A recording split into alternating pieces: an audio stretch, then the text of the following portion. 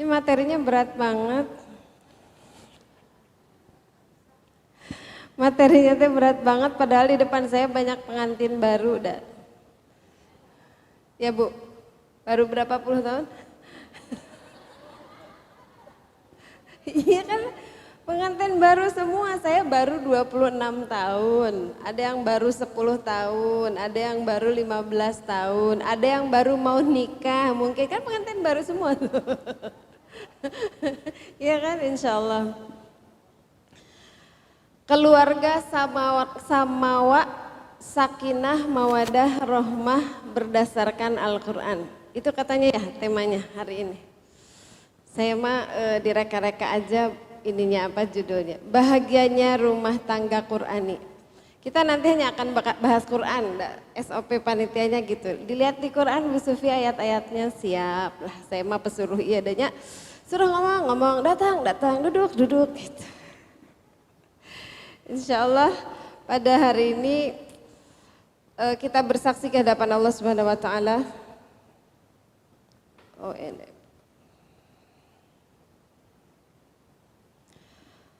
Bahwa hari ini kita tengah berikhtiar untuk menjadi istri yang menjadi sebab terbangunnya surga kita di dunia dan di akhirat.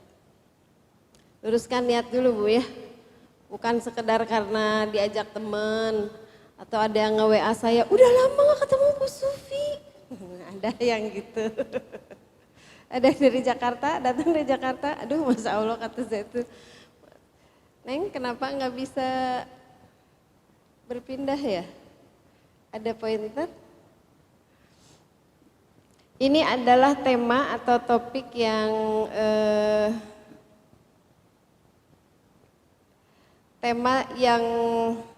sangat hangat di handphone Bu Sufi. Hampir tiap hari ada aja ya. Padahal saya teh Mamah Sufi bukan Mamah Dedeh tuh. Tapi yang curhat ada aja, alhamdulillah atas izin Allah dipercaya orang, telinganya dititipin amanah berupa ujian-ujian pada setiap ibu rumah tangga, pada setiap istri. Tadi pagi ada yang curhat karena anaknya perlu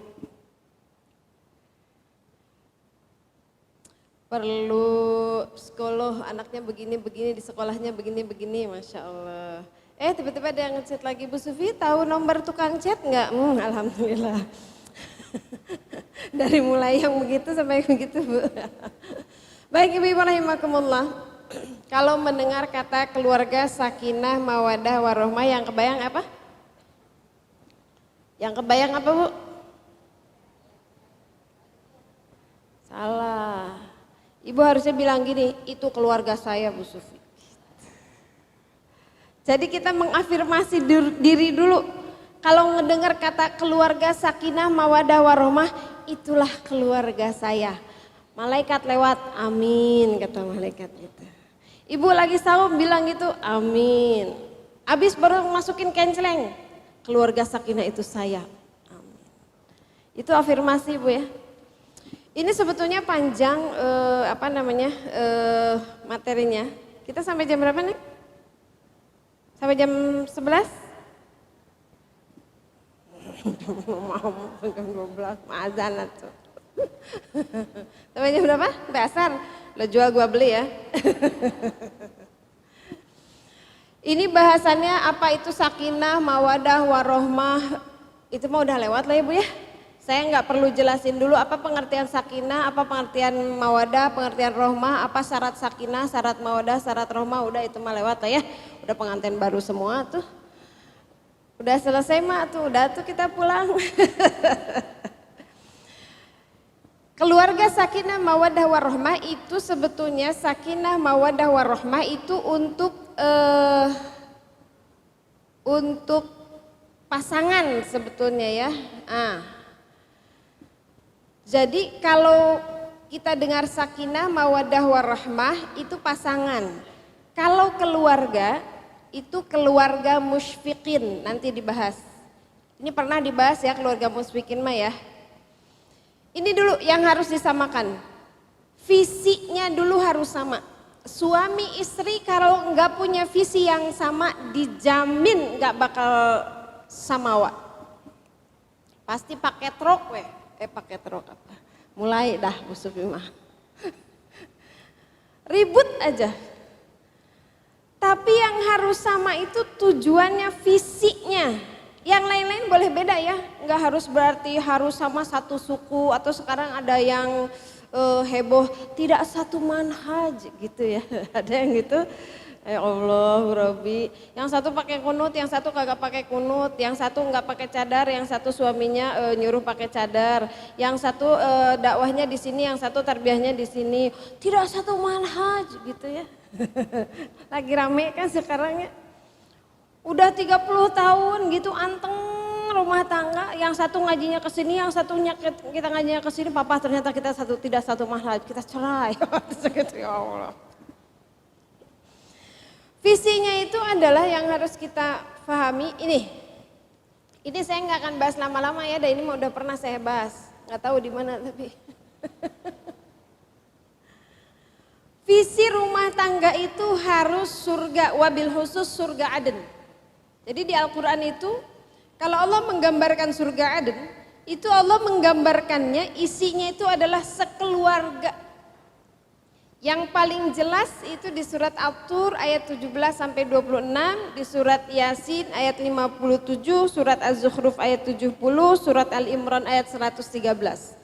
Clear.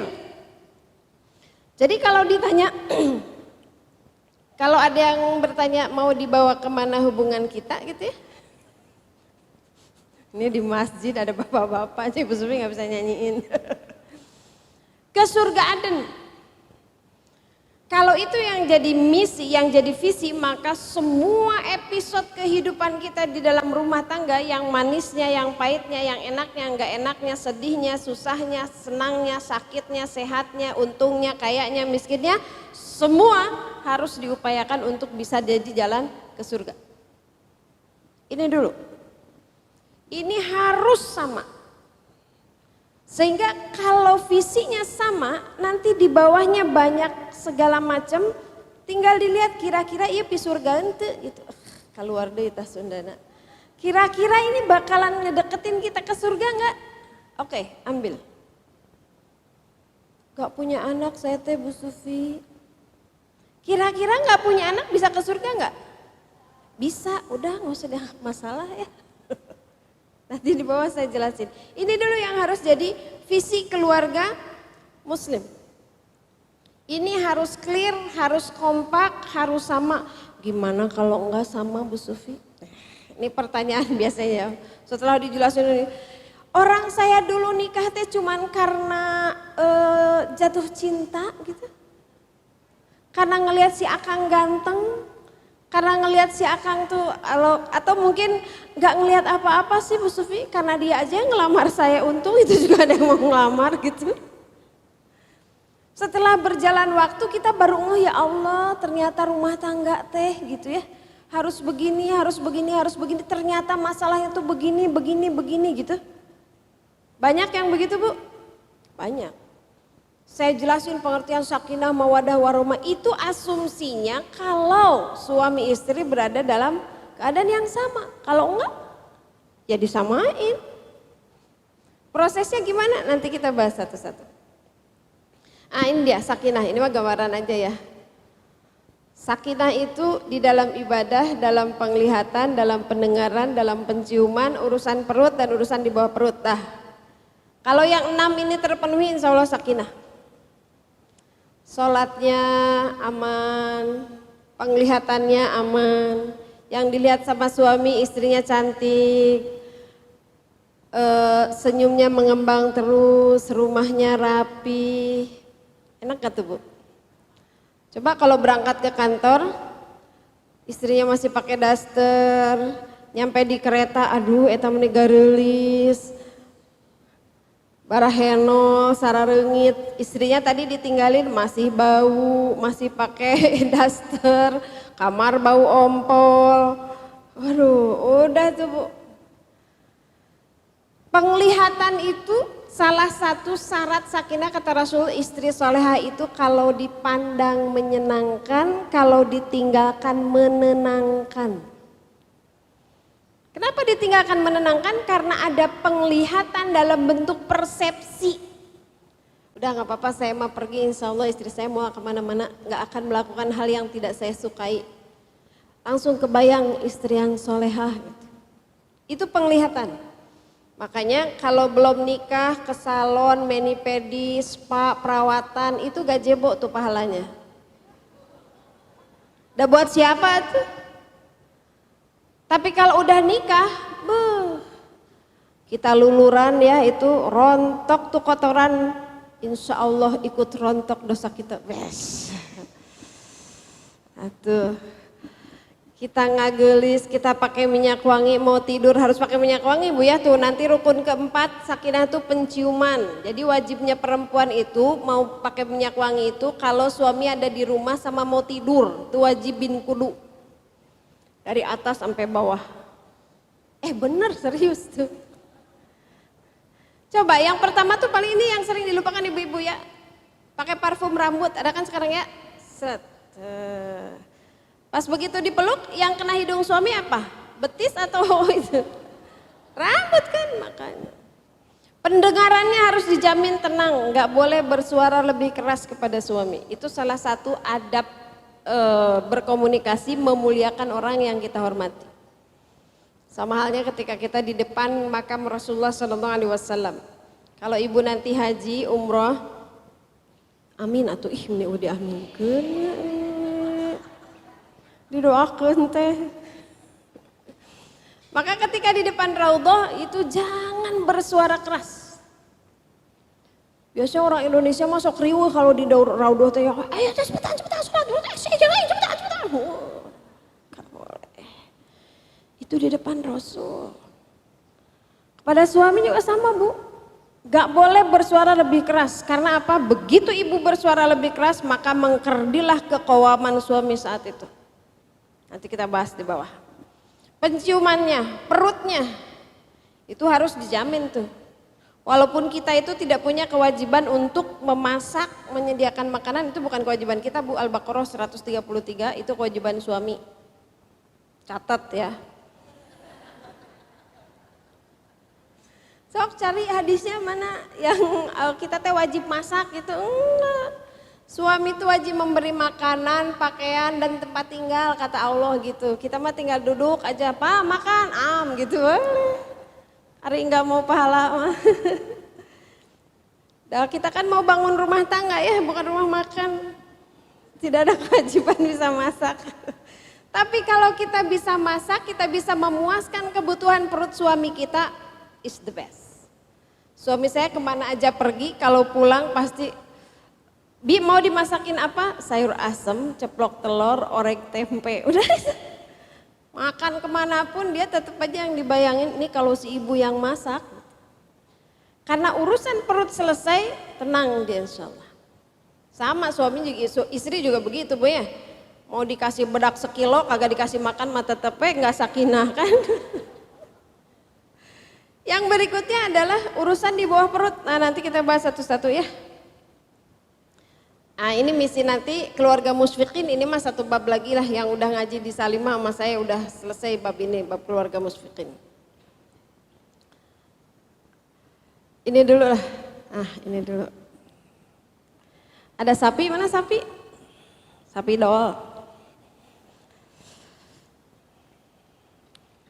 Ini segitiga Bu ya, tapi ini segitiganya harus dinamis.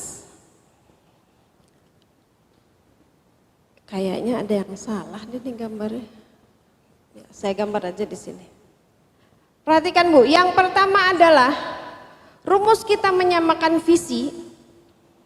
Bergeraknya seorang suami dan seorang istri itu harus seiring ketika mendekat kepada Allah.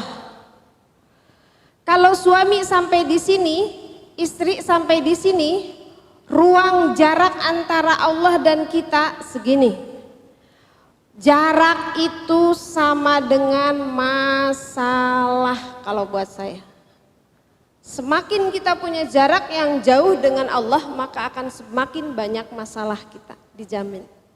Enggak Bu Sufi, saya mah biasa aja dah. Tara sholat oge tetap kaya, suami setia, cantik. Eta masalahnya. Merasa tidak punya masalah padahal banyak masalah di sisi Allah. Itu masalahnya. Tapi coba bayangkan kalau misalnya istrinya naik di sini nih. Hari Senin taklim, Selasa tahfiz, Rebo tahsin, Kamis seminar, naon deui. Terus ke sini ya. Ruang jaraknya tetap tinggi Bu. Masalahnya tetap banyak. Atau sebaliknya Bu, bapaknya rajin gitu ya. Taklim Senin subuh ikut YouTube segala macam, belajar online terus sampai istrinya sibuk shopping gitu. Set. Ruang jarak antara dia dan Allah akan makin tinggi. Kalau seandainya suami nyampe di sini, istri nyampe di sini, zret, segini doang tuh jarak Allah. Ini kuncinya. Maka harus sama, gimana Bu Sufi nyamainnya? Nah ini bagian komunikasi, puntennya yang nyenter yang bolak-balik Bu Sufi, biarin. Nih Bu. Ini dulu yang harus dilihat. Kita berguru kepada Al-Quran lewat kisah Nabi Zakaria alaihissalam. Ketika beliau meminta berdoa kepada Allah subhanahu wa ta'ala. Fastajabna lahu wa wahabna lahu Yahya wa aslahna lahu zaujah. Nabi Zakaria itu seorang pria yang sudah sangat sepuh. Istrinya mandul. Tapi dia kekeh berdoa kepada Allah. Rabbi la tadharni fardan wa anta khairul warisin. Siapa yang belum nikah di sini ada? Atau yang belum punya anak? Ini doanya. Al-Anbiya ayat 89. Cok catat, kali yang belum punya incu, yang gerak punya incu gitu ya. Yang belum punya pasangan, pengen cepat punya pasangan. Al-Anbiya 89. Rabbi la tadarni fardan wa anta khairul warisin. Ya Allah, jangan kau biarkan aku sendirian ya Allah. Sendirian itu berat. Wa anta khairul warisin, sesungguhnya engkau sebaik-baik pewaris. Innahum kanu yusari'una fil khairat. Kenapa Allah mengabulkan doa Nabi Zakaria alaihissalam dalam kondisi seperti itu? Ini lihat kekompakannya. Innahum kanu, sesungguhnya mereka, kata Allah, Nabi Zakaria beserta istrinya, yusari'una fil khairat. Satu, harus bersegera di dalam kebaikan. Yusari'una fil khairat. Itu salah satu ciri orang solih di dalam Al-Imran ayat 114. Ada berapa ciri orang solih di Al-Imran 114? 113, 114. Ada. Kan nanti yang masuk surga teh Bu, syaratnya adalah dari keluarga itu man sholaha min abaihim wa azwazihim wa dzurriyyatihim. Siapa saja yang soleh dari anak-anak keturunan kita, dari pasangan hidup kita, dari orang tua nenek moyang kita, kalau mereka solih, insya Allah kumpul bareng nanti di surga. Syaratnya itu aja satu, solih. Solih itu yang gimana? Buka di surat Al-Imran 113, 114. Udah, ayatnya komplit di situ. Mau dibahas nggak? Lama. Nanti kita lihat nanti kita bahas ya. Wa yad'unana raghaban wa rahaba. Yang kedua, berdoanya Nabi Zakaria alaihissalam beserta istrinya itu raghaba wa rahaba. Apa itu raghaba? Raghaba itu berdoanya tuh sangat penuh harap, sangat penuh keyakinan. Wa rahaba, tapi juga penuh rasa takut. Ini coba lihat ya, bagaimana Nabi Zakaria alaihissalam, ini dia, di surat Maryam ayat 4. Masya Allah.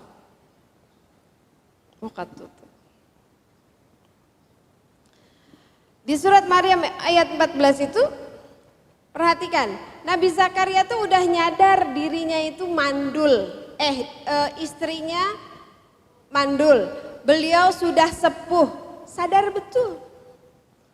Tapi lihat dia kekeh berdoa sama Allah.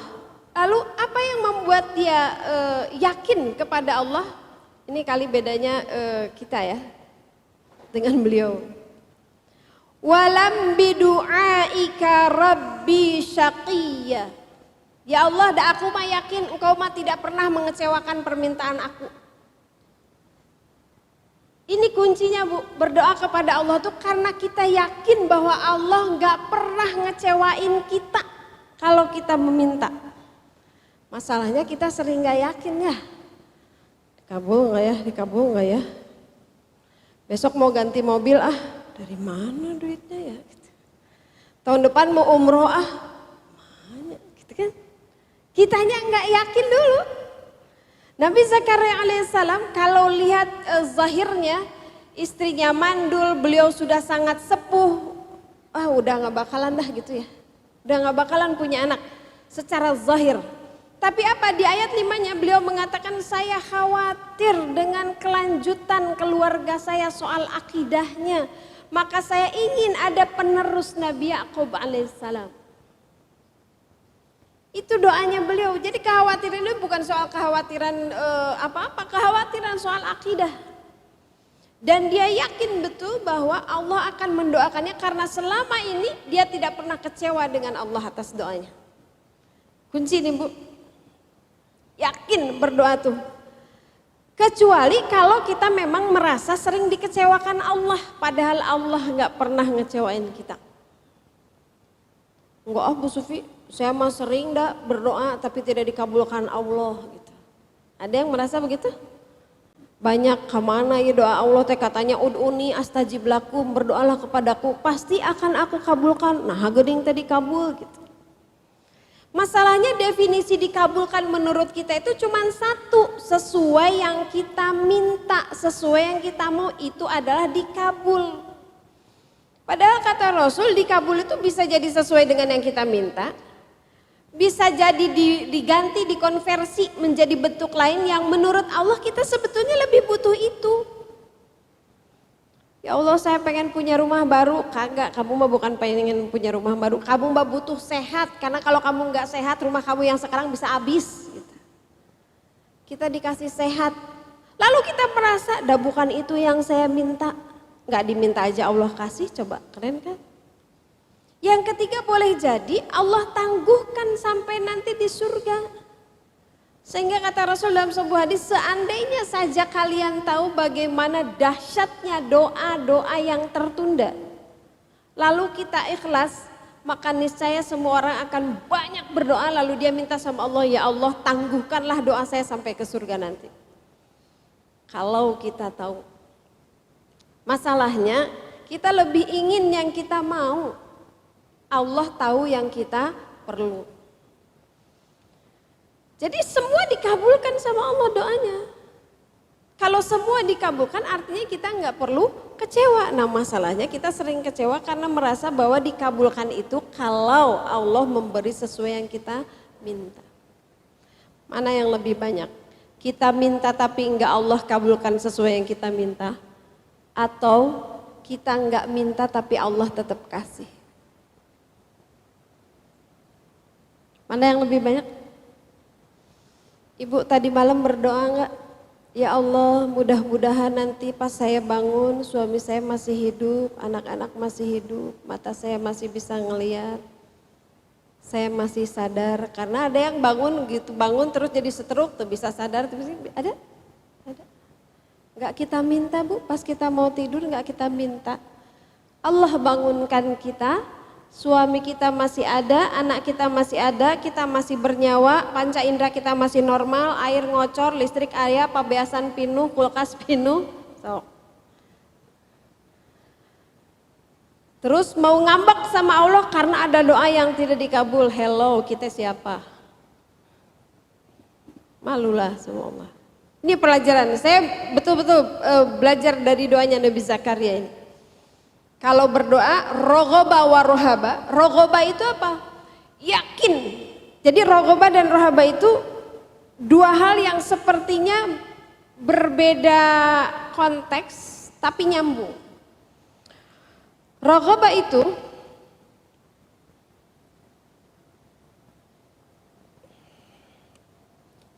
itu dari kalau di surat Al-Insyirah faidza faragta fansab.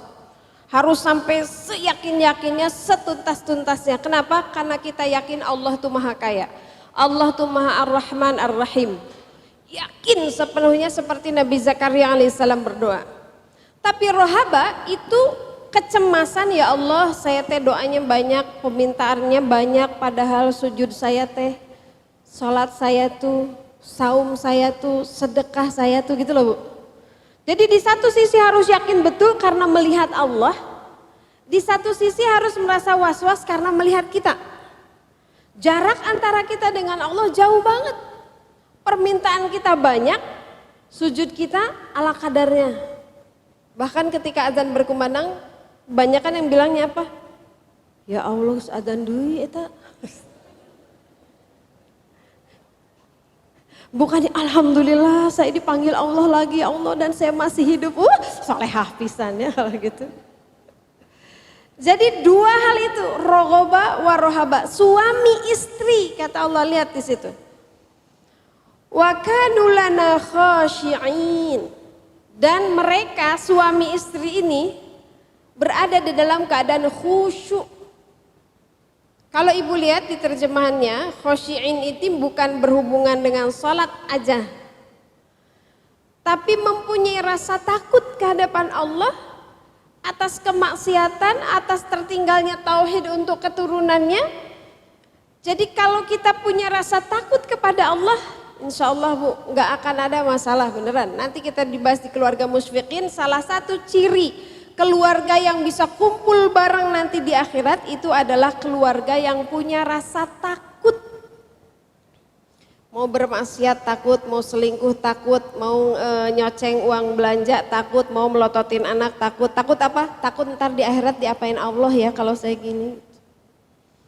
Mau nggak sholat takut, mau nggak ngaji takut. Semua takut itu di dalam Al-Quran surat At-Tur ayat 21. Ini dulu yang harus dibangun. Makanya kalau mau membangun ini, kondisinya yang paling banyak mana? Begini atau begini? Ini arsiran A, istrinya rajin ngaji, suaminya sibuk aja. Yang ini arsiran B, suaminya ngaji aja, istrinya belanja, shopping, foto-foto, arisan gitu ya, pasang status itu ya kawin gitu. Yang mana Bu yang paling banyak, yang A atau yang B? Bener IGR, IGR bapak-bapak kasinggung ya. Jangan atuh, yang C Bu gitu ya. Kalau kondisinya timpang seperti ini, maka yang harus dibangun itu adalah, ini tekniknya ya. Kalau misalnya apapun lah, mau kondisi A, mau kondisi B, yang jelas itu timpang ya. Ketika ketimpangan ini terjadi, yang harus dibangun itu adalah komunikasi. Ini nanti saya bahas sendiri ya. Pertama, yang harus kita bangun dalam hubungan suami istri itu adalah proporsional, atau bahasa Al-Qurannya ma'adil ya. Surat An-Nisa ayat 34. Ar-rijalu qawwamuna 'alan nisa. Laki-laki itu pemimpin atas perempuan, suami itu pemimpin atas istri. Titik dulu sampai sini. Apa itu qawwam?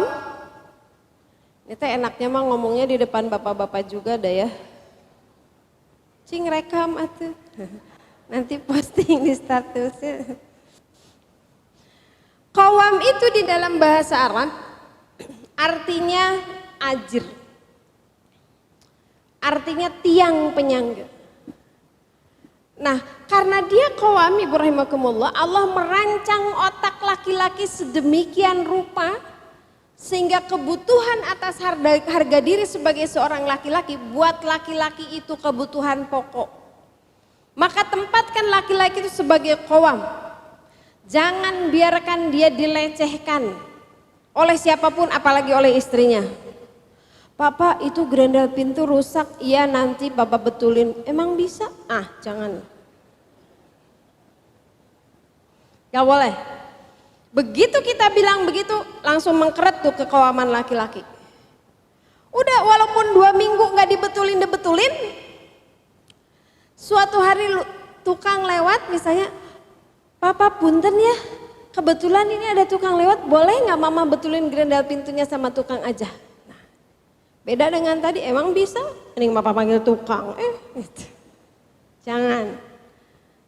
Mama, bulan depan kita ganti mobil ya mah. Dari mana uang emang papa punya? Jangan.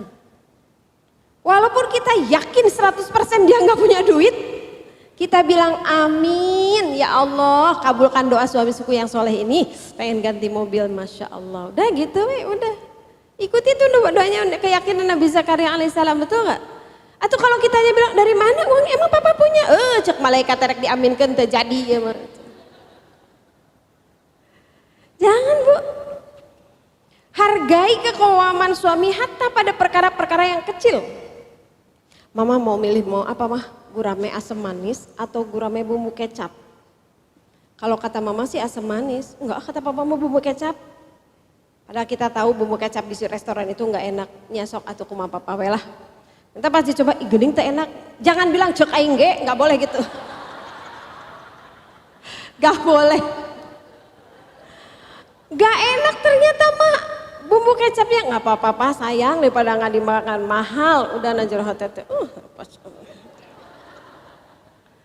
Itu dalam rangka apa? Merawat keqawaman suami.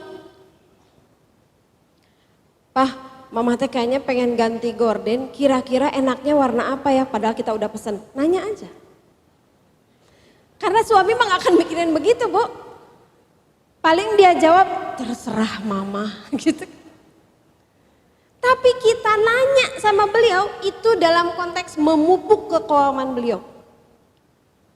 Boleh nggak Pak warna coklat? Kira-kira nyambung nggak ya sama warna sofanya? Cile. Oh iya, nyambung. Bagus. Paling suami mah ngomong gitulah. Nggak akan bilang, sebentar, sofanya warnanya merah. Nggak akan. Bukan otaknya dia, kagak ada kamus itu di otak laki-laki. Tapi kita memilih bertanya kepada beliau, itu poin. Pak, masak apa ya sekarang? Terserah. Jawabannya betul? Perasaan nggak ada menu terserah deh Pak. Tapi percayalah, yakinlah ketika suami ditanya gitu, Pak mau masak apa sekarang, mau makan apa, dia tuh tersanjung Bu. Benar. Padahal kalaupun kita masakin apa juga ya, udah jarang berkomentar itu. Suami saya deng. Jadi makan aja kan, karena buat laki-laki orientasi bukan soal rasa Bu, soal kenyang. Nggak terlalu soal, kalau kita makan warnanya diperhatikan, platingnya gitu kan, kalau kita mah enggak, laki-laki mah lapar makan, ada makanan makan udah. Itu memupuk keqawaman. Pak bulan ini ternyata pengeluaran mama teh sekian. Ada sisa ini dipakai apa ya Pak? Ada nggak sih suami yang suka nanya bulan ini sisanya berapa? Mana kwitansi ada nggak sih gitu? Jarang. Nggak akan nanya karena yakin sesa. Tapi kita bicara begitu, itu merawat keqawaman. Nah itu yang hari ini banyak di dalam rumah tangga yang kemudian akhirnya bermasalah. Ada pasangan suami istri, Allah semoga Allah menjaganya, insya Allah sudah selesai. Suami saya kepleset Bu Sufi. Ya bukan kepleset sih, itu mah terjerembab. Kepleset, tergoda setan, terlanjur dengan perlampuan ini itu udah datang berdua ke saya, terus kata saya, Bapak kenapa? Bapak teh nggak tahu itu teh zina, Bapak teh nggak tahu itu teh dosa besar gitu. Tahu Bu Sufi. Terus kenapa dilakukan? Sederhana saja. Soalnya saya merasa tidak dianggap sebagai suami di rumah. Mentang-mentang istri saya gajinya lebih besar, kedudukannya lebih tinggi daripada saya. Sebetulnya mungkin istri nggak bermaksud merendahkan, misalnya kayak begini, saya punya kasus istrinya lagi S1, suaminya D3 atau SMA lah saya lupa. Suatu kali dia lagi nyusun skripsi, terus suaminya minta kopi, mah bikinin kopi, sebentar pak ini tanggung lagi nyusun skripsi. Mentang-mentang suaminya lulusan SMA ya, apa hubungannya coba? Gak maksud kan, sorry ya lo lulusan SMA gak gua layanin, gak begitu kan? Tapi karena di posisi ketersinggungan psikologis akhirnya mainstream dia, ya saya mah bukan sarjana, dah aku mah apa tuh. Bubuk ranginang dina kalengkongguan.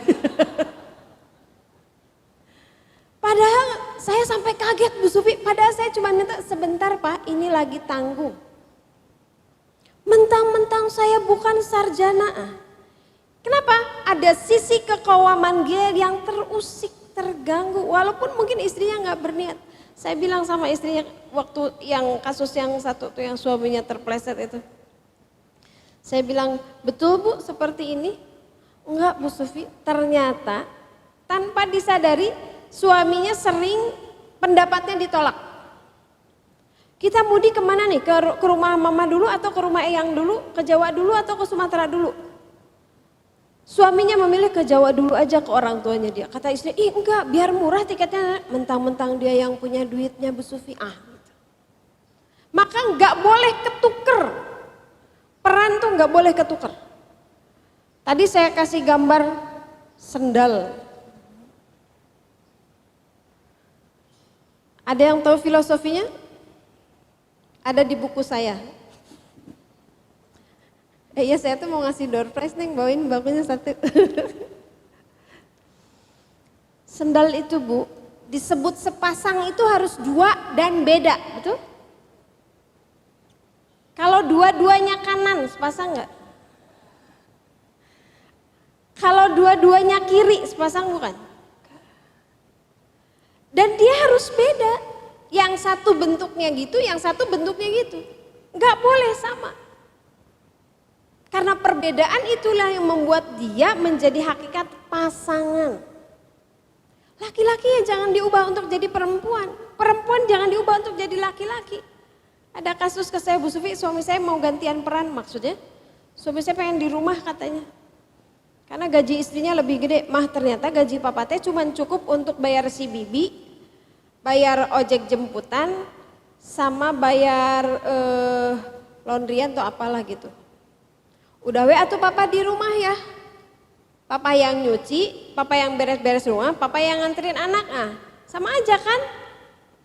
Terus kata saya, iya terus sekarang dia di rumah Bu Sufi, saya yang kerja. Wassalam. Apa yang terjadi? Emang rumah jadi rapih? Tuh. Ternyata suami saya Bu main game aja katanya. Allahumma sholli ala Muhammad, semoga Allah menjaga keluarga ini. Karena apa? Gak ada ininya, passionnya bukan di situ. Laki-laki itu sebagai qawam, Allah memberikan kelebihan kepada laki-laki untuk bertarung di dunia kerja, untuk bertarung di luar sana. Dengan sistem otaknya, sistem ototnya, cara berpikirnya udah disetting semua oleh Allah. Tapi dari yang berbeda ini, sepasang ini harus ada yang sama. Harus ada yang sama.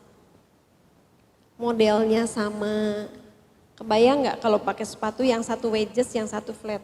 Nah, gimana Bu? Sakinah nggak kira-kira? Tenang nggak pakainya? Atau yang satu nomor 36, yang satu nomor 41 gitu. Sama modelnya, kiri kanan. Tapi nomornya beda. Sakinah nggak pakainya? Enggak. Ada yang harus sama. Dan ketika bergerak, sepasang itu kadangkala harus maju mundur. Yang satu di depan, yang satu harus di belakang. Ketika yang satu di depan, yang di belakang jangan nyosor-nyosor. Belum waktunya itu ke belakang, jangan ke belakang dulu. Jatuh nanti dijamin. Ada kalanya suami kita di depan, kita harus di belakang. Ada katanya kita di depan, suami di belakang. Ketika irama itu terjadi di dalam kehidupan kita selama tetap pada posisinya masing-masing, ada persamaan yang harus sama, ada perbedaan yang tetap harus dijaga, sakinah insya Allah. Nah sekarang ini banyak berubah, banyak ganti posisi. Di mana lapangan kerja banyak dihampiri oleh perempuan, laki-laki makin sulit, mak-mak makin palalinter, HP-na canggih, bisnis online 100 juta, omsetnya per bulan, wih, suami gaji PNS. Udah wassalam. Itu kalau perempuan gak bisa jihad di dalam kondisi begitu, dijamin oleng rumah tangga. Ketika kita berada di depan, suami harus tetap merasa bahwa dia yang jadi pemimpin. Itu beratnya kalau jadi istri hebat. Tapi bukan berarti ya udah itulah Bu Sufi, saya nggak akan bisnis online, saya nggak akan punya gaji yang gede, bukan. Nggak apa-apa Bu punya bisnis online, tapi ketika suami penghasilannya lebih kecil dari kita harus tetap memposisikan diri sebagai makmum. Ini yang berat. Ini yang berat. Belum lagi nanti membuat alam sadar bahwa alam bawah sadar suami berpikir nanti akan keenakan dalam tanda kutip ya. Oh si mama teh gak suka minta belanja, gak suka minta uang pulsa, gak minta dibeliin baju, gak minta dibeliin ganti sofa, apa segala macam. Karena kita ngerasa kita juga punya uang, bisa beli ini, beli itu, beli ini, beli itu. Jangan. Kalau ibu punya banyak uang, suami cukup, sedekahkan aja tuh duit. Bener. Wakafin aja. Tuh rumah Quran Bu Sufi belum selesai, jadi promosi.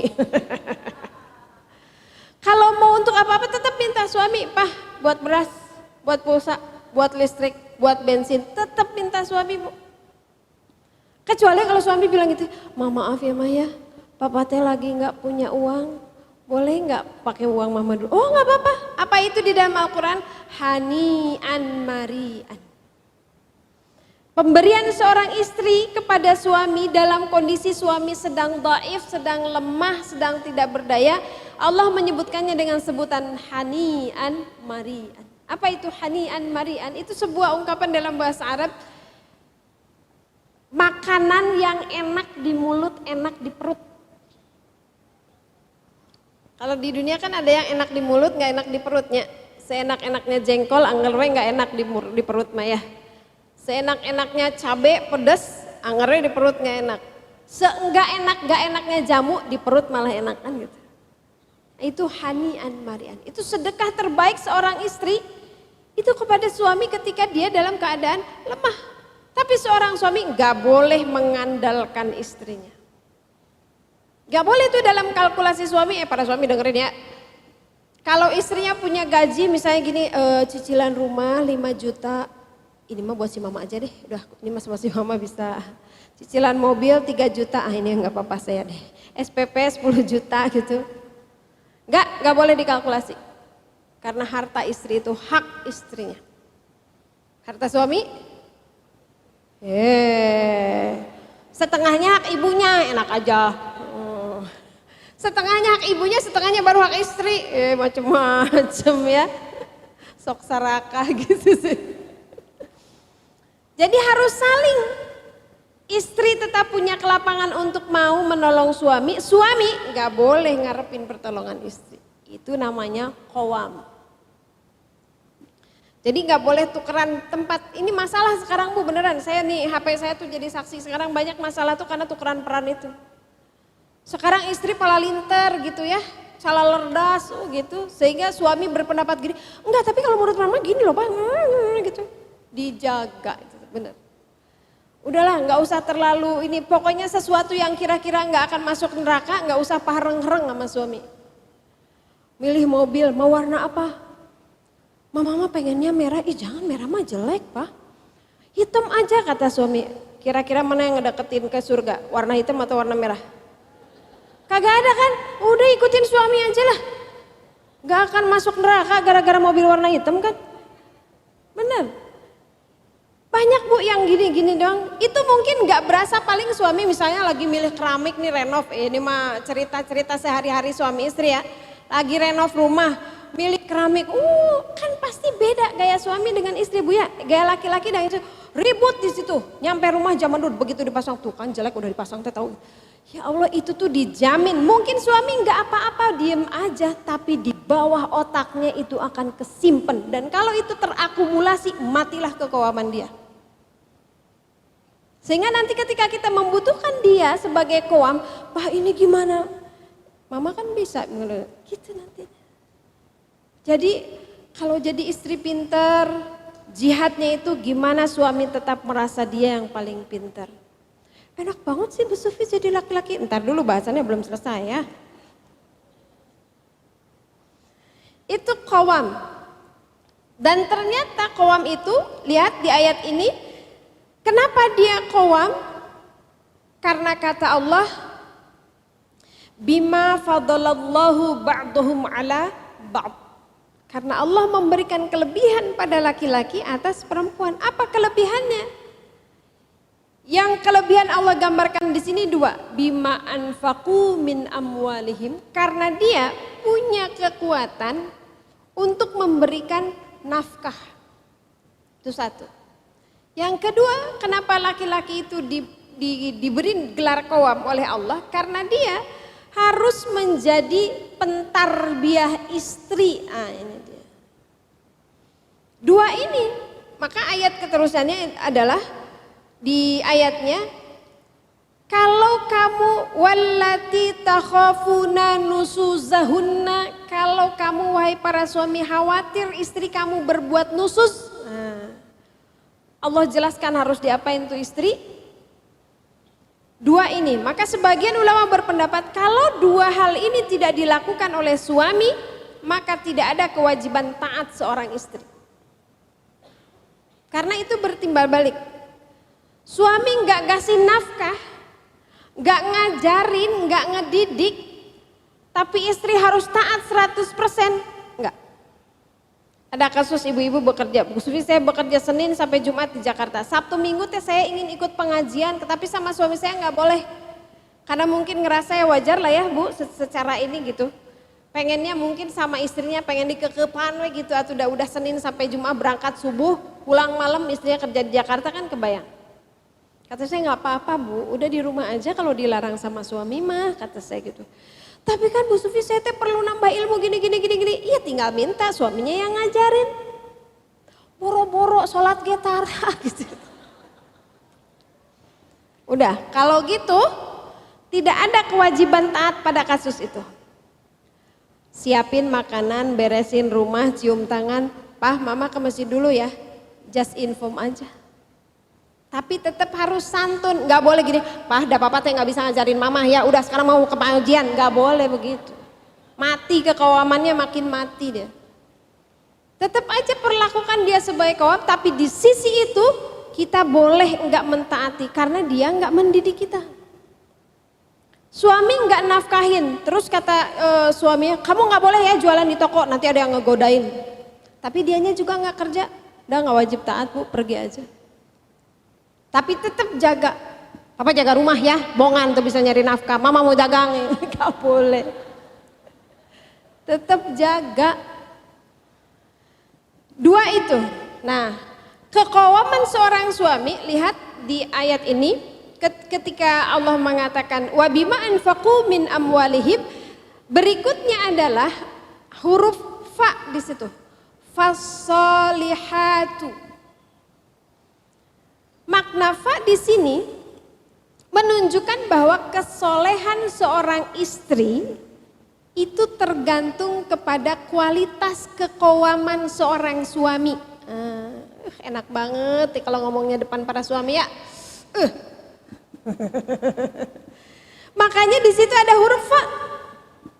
Fassolihatu, maka adapun wanita yang solihah, setelah berbicara apa Allah?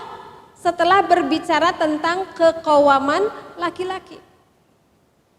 Kesolehan perempuan itu ada hubungan kausalitas sebab akibat yang sangat bertautan dengan kualitas keqawaman suami. Keqawaman nafkahnya, keqawaman tarbiyahnya. Wih Masya Allah, Ma hari ini udah sholat, Ma bangunin tahajud, ayo Ma setoran hafalan, ih cakep banget ya. Sok, istri mana yang nggak akan urut sama suami? Ini ya mah keperluan bulanannya 100 juta cukup.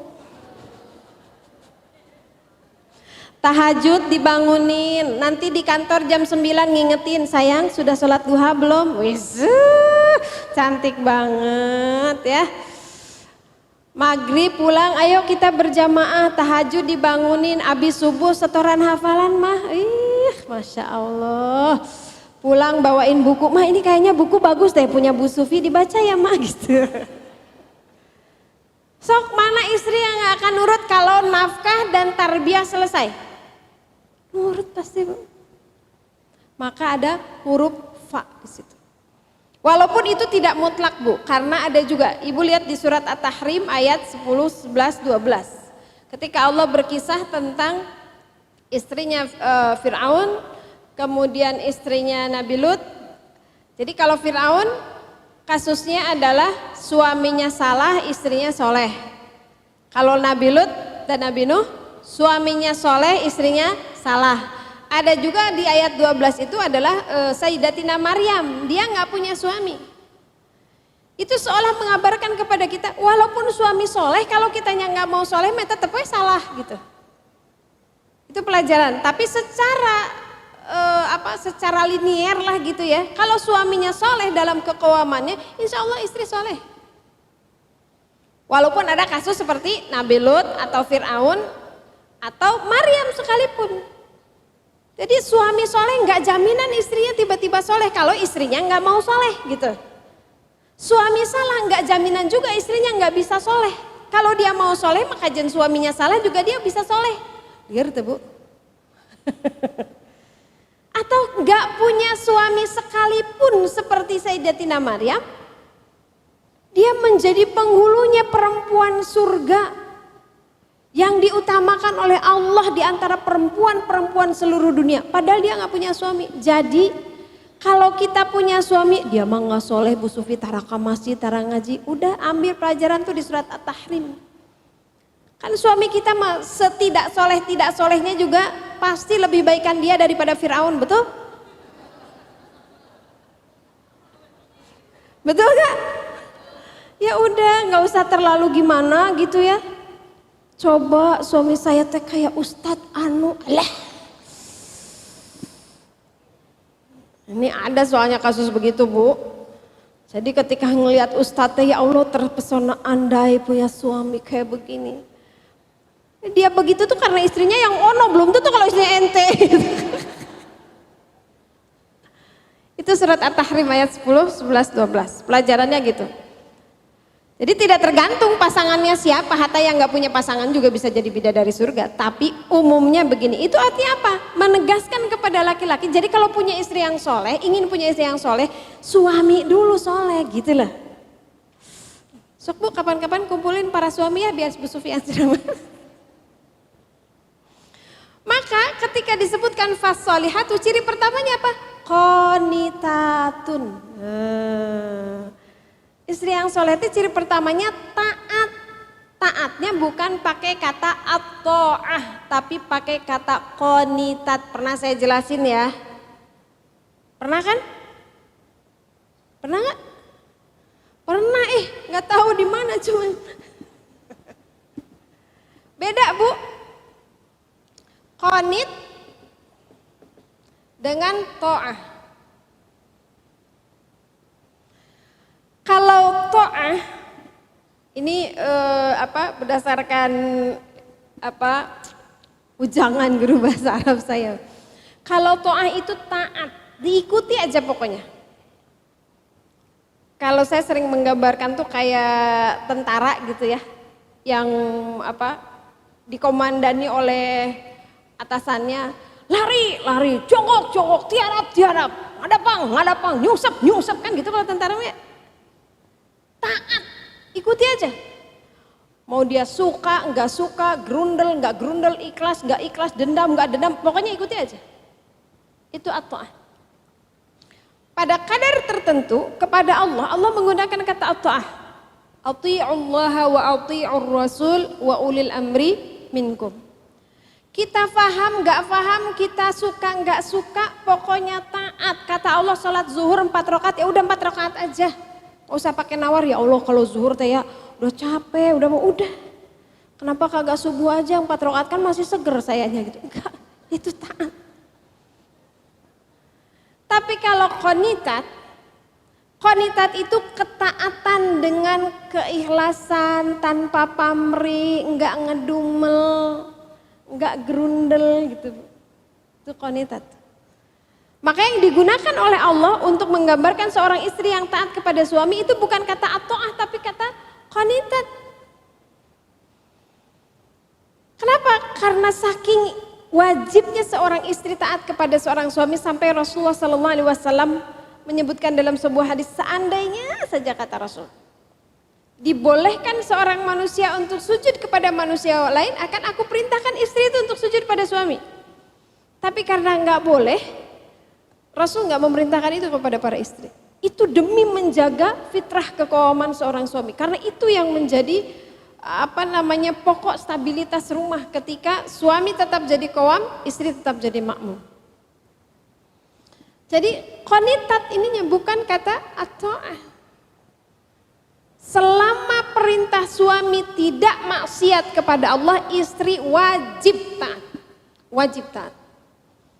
Mama, pokoknya tiap hari makan sehari 3 kali harus ada rendang, jangan pakai santan instan. Harus marut sorangan. Maksiat gak sama Allah?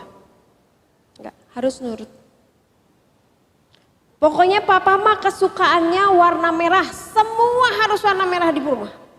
Karpet, sofa, tirai, gorden, semua pokoknya harus, cangkir, gelas, semua harus merah. So, oke si emak ngambek itu warna saya. Padahal merah warna paling tidak kita sukai, harus nurut. Maksiat gak itu kepada Allah warna merah? Enggak. Harus nurut.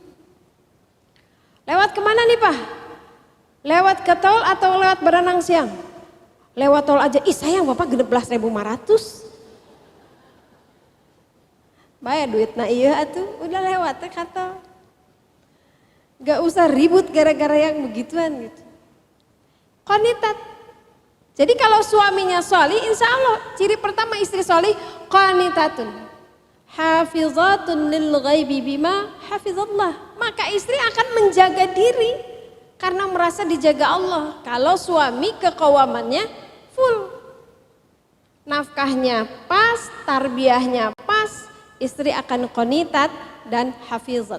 Cuman 2 Bu, ciri istri sholihah tuh nggak banyak. Banyakan Pancasila 5. Istri sholihah cuma 2.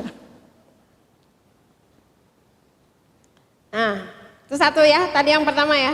Kompak, punya visi misi yang sama, punya hubungan yang kuat dengan Allah, seiring dalam mendekati kepada Allah supaya ruang masalah kita makin sedikit di hadapan Allah. Jaga jangan sampai timpang. Yang berikutnya Bu, di dalam Al-Quran,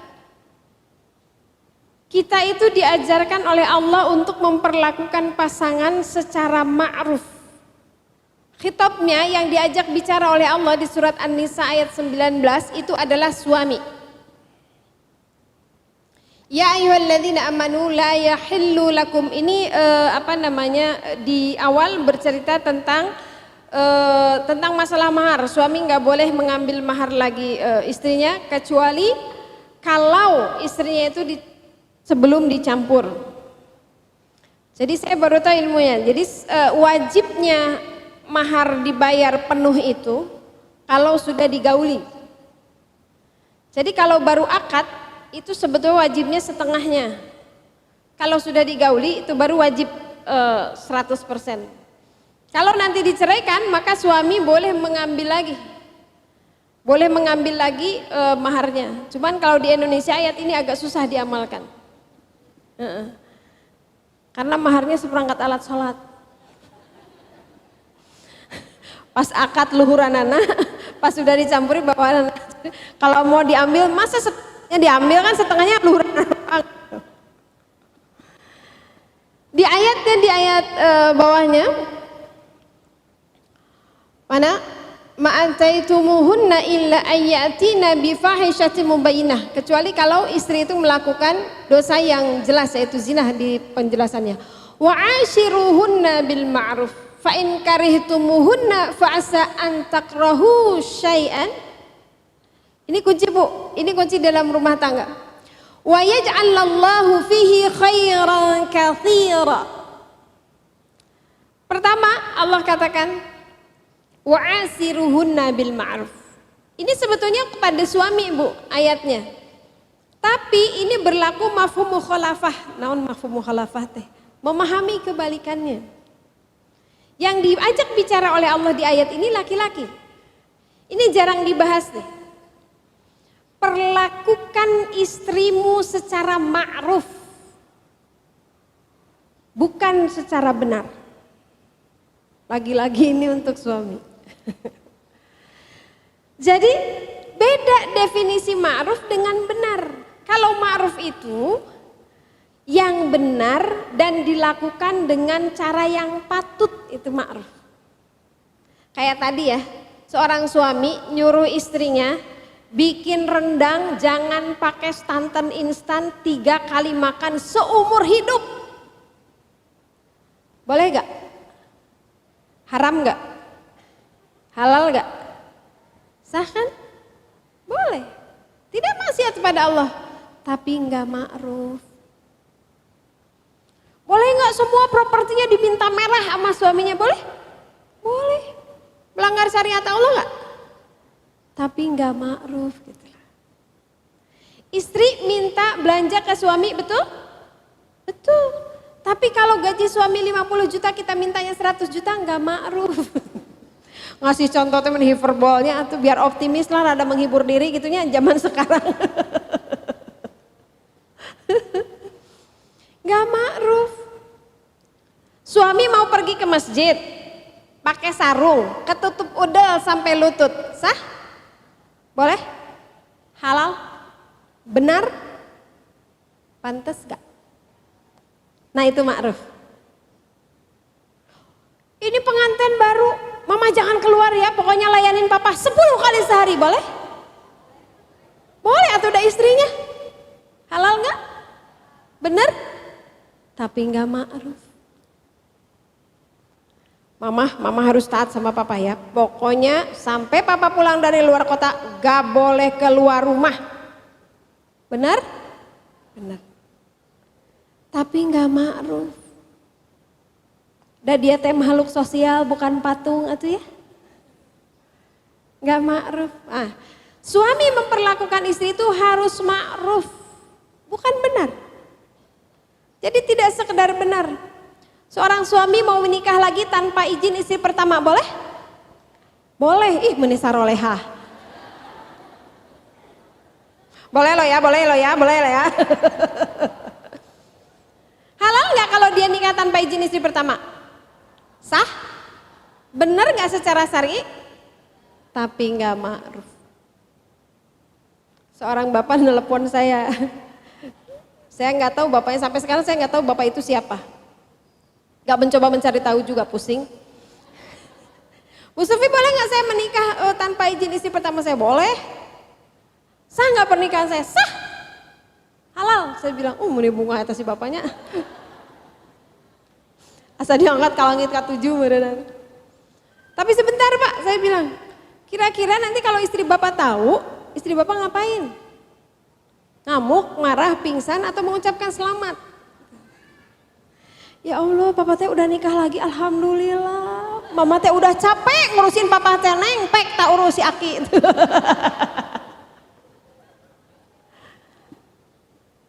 Makanya saya nggak izin juga karena istri saya pasti ngamuk Bu Sufi. Berarti bapak belum bisa ma'ruf sama istri, nggak boleh Pak nikah. Syaratnya tuh ma'ruf. Belum lagi syarat adil, tengenah buntutna geuning Bu Sufi. Gak enak ujungnya ngomongnya nih kata bapak-bapak. Syaratnya harus ma'ruf Pak, saya bilang. Kalau istrinya memang sudah siap, iya mas gak apa-apalah. Neng teh atuh pengen, neng teh bahagia banget hidup sama. Makin pengen kayaknya teh bahagia juga kalau ada perempuan lain sebahagia neng, wes gitu. Ada gak sih yang begitu? Ada lah. Cuma 1.100.000 kayaknya. Di sini ada nggak? Wah, saya nyuruh suami nikah lagi itu Bi, nikah lagi tuh Bi, ibu itu karunya Bi udah sakit keras, mana duda janda kata saya gitu. Hidupnya udah deadline tinggal beberapa bulan lagi kata. Atuh beri kebahagiaan di ujung hidupnya Bi kata ke suami saya. Iya kalau sehat, kalau meninggal, kalau sembuh gimana? Tuh, temen ibu dinikahin kasihan udah 43 tahun, udah doktor, nggak ada yang mauin sama dia. Terus kata teman saya, atuh lagian disuguhinnya yang janda sakit-sakitan, yang 43 tahun, coba gak disting-ting 25 tahun, pasti mau. Enggak lah, enggak. Satu aja belum tentu bisa menjawab semua pertanyaan Allah, kata suami saya. Apalagi dua, atuh bu, ameh nurutan tak suamina. Lalu yang berikutnya kata Allah nih, kemakrufan ya. Kemakrufan itu akan berbanding lurus dengan kualitas pemahaman kita terhadap pasangan. Nah, ini dia. Ini jabarannya sebetulnya Bu, kalau tadi ayatnya cuma wa'asiruhun. Jadi ma'ruf itu seperti apa? Nah, itu ilmu turunannya banyak. Fahami suami itu orang mana. Kan gaya memperlakukan laki-laki Solo, Medan, Kalimantan, Sulawesi, Papua pasti beda kan ya? Kebiasaan di rumahnya seperti apa, dia sukanya apa, tidaknya tuh kalau apa, yang paling spesifik tuh dia sifatnya seperti apa, itu kualitas pemahaman.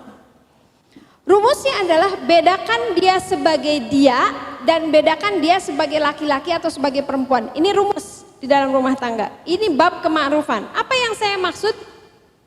Jadi gini Bu, kita harus paham karakter laki-laki, ini babnya Bu Aisyah Dahlan ya, pernah diundang gak Neng kesini Bu Aisyah Dahlan? Udah kan ya, pasti dia ngejelasin itu kalau Bu Aisyah Dahlan. Otak laki-laki, otak perempuan itu pasti itu. Ini harus kita pahami supaya kita nggak salah melihat dia, misalnya gini, Ibu SMS panjang kali lebar sama dengan luas. Terus suami jawabnya apa? Ya, oke. Jempol, kadang-kadang huruf Y doang. Nah itu karena dia laki-laki, bukan karena dia sebagai dia. Jadi kalau itu karena dia sebagai laki-laki, jangan dianggap masalah. Bu Sufi, suami saya teh dingin banget gitu. Komporan, tuh kata saya. Suami saya teh baik, ini pengen cerai gara-gara suaminya terlalu baik, pan liar gerak. Kenapa? Tara sholat, suka suami saya teh rajin ke masjid tapi di rumah teh kayak kuburan. Gak suka bercanda, gak ada hahaha, gak hangat, gak rame. Nyetel OPJ, atulah kata saya teh tiap malam beres, udah gak usah dianggap masalah atuh. Kalau dilihat itu sebagai emang laki-laki mah nggak butuh kata-kata banyak. Berapa kata Bu Aisyah? 5.000? Cukup, paling banter 7.000 laki-laki itu satu hari. Dipakai rapat udah habis. Datang ke rumah nggak kepikiran banyak ngomong lagi Bu. Karena dia laki-laki, udah biasa aja. Gak usah jadi suami saya meninggal romantis Bu Sufi. Allah, emang yang ibu maksud romantis itu tuh Bu Sufi kalau saya anniversary teh kasih coklat kayak pakai pita pink gitu. Pasti bunga, ada tetangga saya yang curhat gitu, Bu Sufi suami saya teh meninggal romantis. Saya bilang abi-abi atau sekali-kali mah ke Umi teh kasih mawar merah gitu kalau ulang tahun pernikahan teh. Umi itu teh ngan 15.000, abi transfer aja 15 juta mau gak gitu. Dah buat laki-laki mah apa ngapain sih bunga setangkai mendingan duit nah tuh kan itu. Kan kalau ngasih 15.000 transfer nggak mungkin kan Bu ya.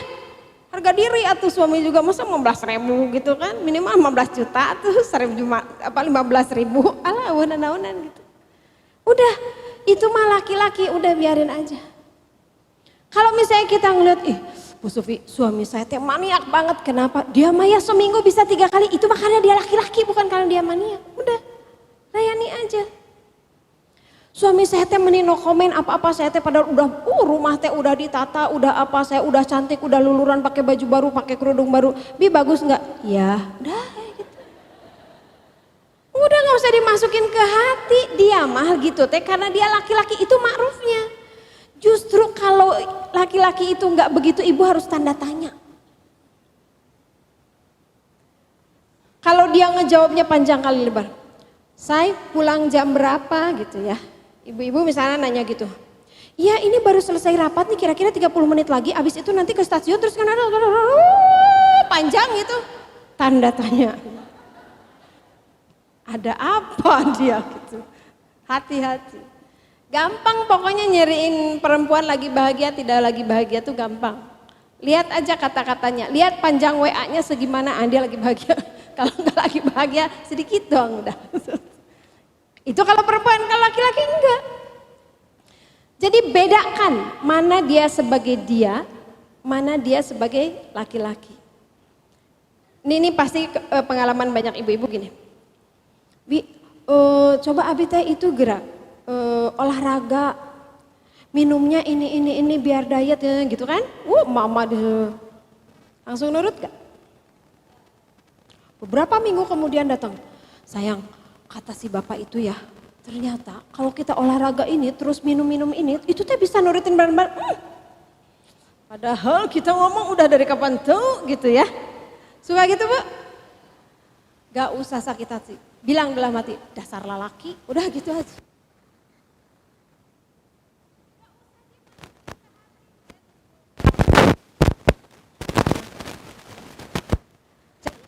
Kita bisa, kalau kita nggak paham, nggak bisa ngebedain dia sebagai dia atau dia sebagai laki-laki, pasti ribut wae. Suami juga sama, mending gandeng ngedenger si mama teh bawel, ngomong aja. Gak usah jadi masalah, cukup bilang alhamdulillah kebutuhan bahasa istri saya terpenuhi. Bahagialah dia gitu. Udah dengerin aja. Atau perempuan suka buka ya di surat Az-Zukhruf ayat 18. Perempuan itu kata Allah suka perhiasan dan kalau berargumentasi gazebo. Ngaku ya. Itu Allah yang bilang dalam Al-Quran. Jadi ma'rufnya laki-laki kalau dia paham perempuan, kalau misalnya perempuan ini.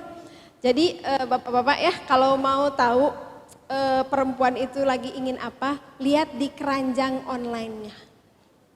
Udah ada barang apa aja. Jadi kalau istri teh lagi-lagi, papa lihat pak, cincinnya ini bagus ya pak ya, gelang ini yang bagus ya pak. Walaupun itu kode nggak ditanggepin, udah ngomong weh pasti kan. Dan itu mah fitrah, suami nggak usah jengkel, ini perempuan matre banget ya, nggak usah. Doain ya sayang nanti papa dapat gaji bonus, nanti kita beli cincinnya. Udah fitrah, perempuan itu suka perhiasan, sok siapa yang nggak suka dikasih cincin, gelang, anting, bros dan lain sebagainya. Kayak pakai bros gini ya.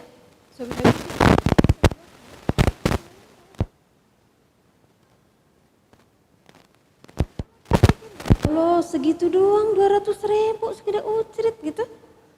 Nah dia nggak ma'ruf tuh, nggak paham. Perempuan tuh suka perhiasan emang. Dan kalau berargumen suka gazebo kata Allah. Mama teh lagi marah? Enggak marah. Siapa yang marah?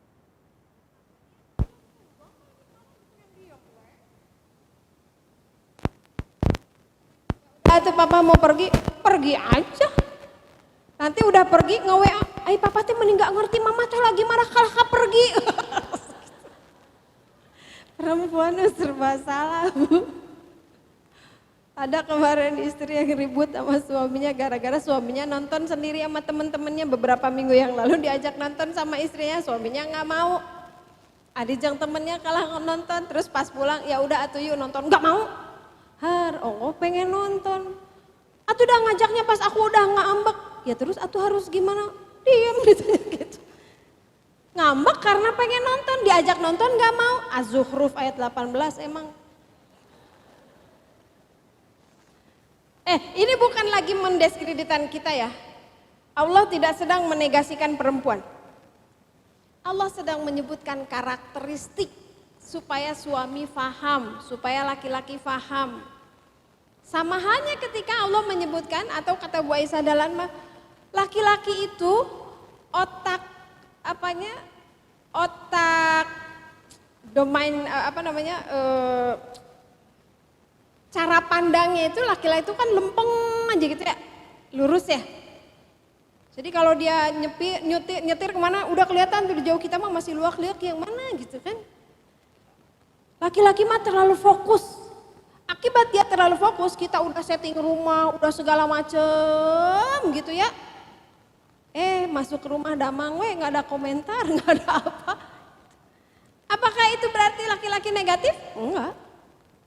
WC itu kotor, betul? Tapi apakah kita harus menutup WC di rumah kita? Enggak. Itulah.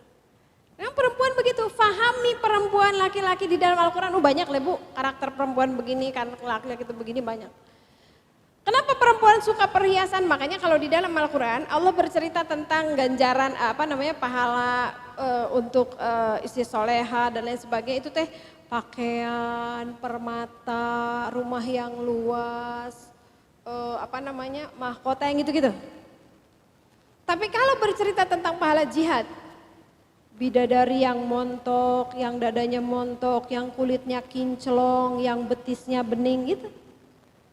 Itu karakternya memang difahami. Jadi menjadi ibadah kemudian ketika seorang suami ma'ruf kepada istrinya, mengikuti, bukan berarti harus mengikuti semua maunya ya, tapi karakter dasarnya sebagai perempuan, suami juga istri juga paham karakter dasar laki-laki itu begini, maka bisa dibedakan mana dia sebagai dia, mana dia sebagai laki-laki atau perempuan.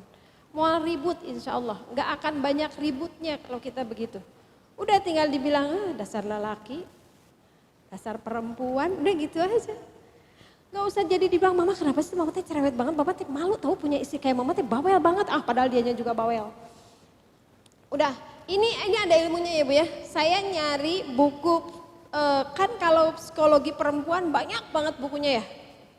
Bu dokter ya, bener. Saya nyari psikologi laki-laki gak ada tuh Bu. Beneran. Padahal laki-laki itu lebih rumit daripada perempuan kata saya mah, bener. Lebih rumit. Gak kalah rumit lah paling tidak ya, gak kalah rumit. Kita harus mempelajari itu supaya kita tahu, oh normal berarti kalau suami begini. Bukan karena dia gak sayang. Normal berarti kalau jawaban WA suami itu pendek, bukan karena dia gak romantis gitu. Normal berarti kalau dia gak banyak komentar, karena dia memang laki-laki. Kalau dia banyak komentar masuk ke rumah, wow ini bersih banget ya, oh ini enak banget, semua di komentar, hati-hati. Jam berapa nih?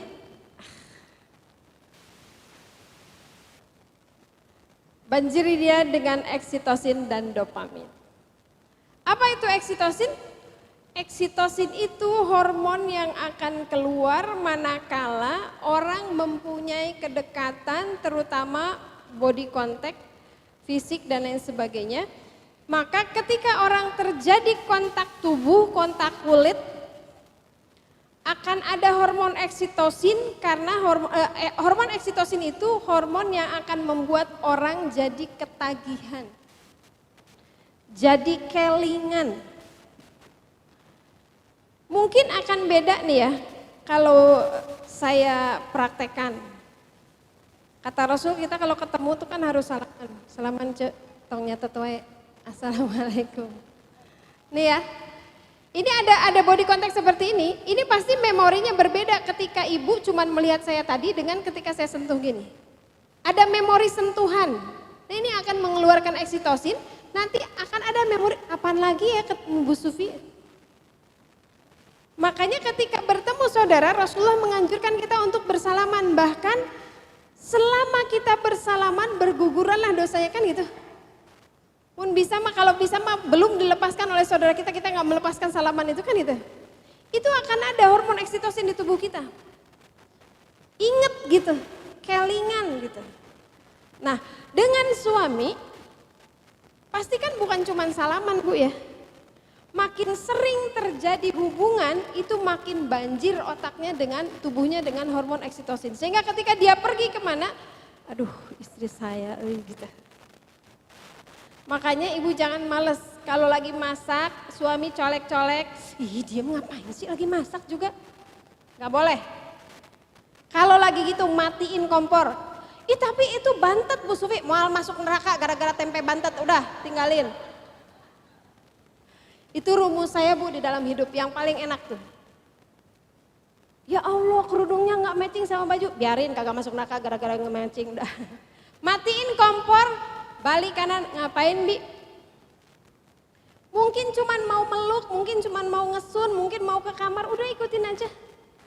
Itu gimana Bi? Gampang, GoFood aja, udah selesai duit-duit dia. Gak boleh itu. Itu hormon oksitosin penting banget. Ada anekdot kan ya, kalau ada yang mau cerai, pelukan sehari 20 kali. Pasti dijamin gak akan cerai. Karena begitu dia pelukan, ada body contact, itu karunia Allah, hormon oksitosin akan terreproduksi di dalam tubuh. Akan ketagihan, aduh kapan dipeluk lagi supaya kapan ya diusap lagi si papa ya, kapan ya disun lagi, itu akan begitu. Nah bahayanya ini kalau dilakukan oleh orang yang belum menikah. Makanya kenapa ada kemudian surat An-Nur ayat 30, ayat 31, jagalah pandanganmu dan jagalah kemaluanmu. Yang nomor pertama laki-laki dulu atau perempuan dulu yang disuruh jaga pandangan? Laki-laki. Di ayat 30, baru perempuan di ayat 31-nya. Karena apa yang dipandang itu akan berpengaruh terhadap yang di bawah. Hormon oksitosin. Jadi sesering mungkin ibu membanjiri suami dengan hormon oksitosin, sakinah insya Allah. Bisa dilihat deh, kalau kata ibu saya, kalau urusan kasur sama dapur beres, makmur. Gitu. Dua itu. Coba kalau urusan dapur, urusan kasur gak beres, ibu rajin gak masak, males gak beberes, bawaannya pengen keluar aja, kan gitu kan. Tapi kalau urusan kasur beres, insya Allah yang lain juga beres. Begitu keluar, ya gak ada makanan Pak, gak apa-apa. Tapi kalau kasur gak beres, begitu ada makanan cuman ada asam sama tempe, ini istri gak kira-kira ya gini doang, gitu kan. Karena kebutuhan utamanya memang di oksitosin laki-laki itu.